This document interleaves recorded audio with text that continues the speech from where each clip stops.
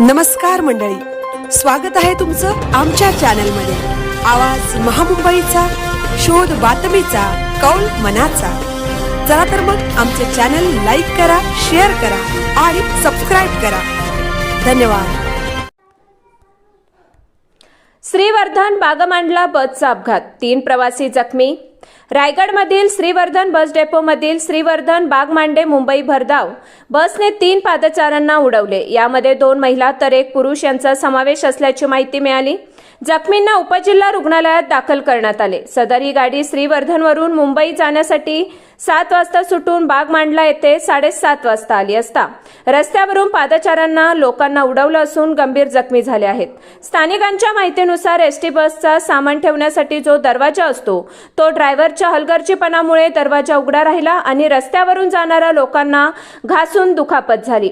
अधिक तपास श्रीवर्धन पोलीस करत आहेत। आवाज महामुंबईच्या चॅनलसाठी दीपक दबके, श्रीवर्धन। काका गाड्यावाल्यांची लफडी आहेत ना?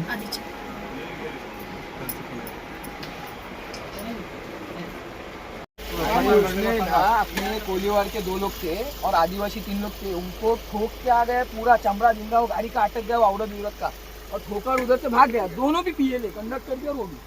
अभी वो ये अपने दोनों आए पुलिस वाले, उनको आपण वो खास त्याची साहेब उघडी होती, त्याला बोलतायत अरे तू काय केलं, तुला काय कळतं का रे, असा तसा पोलीस वाले बोलतायत। इथं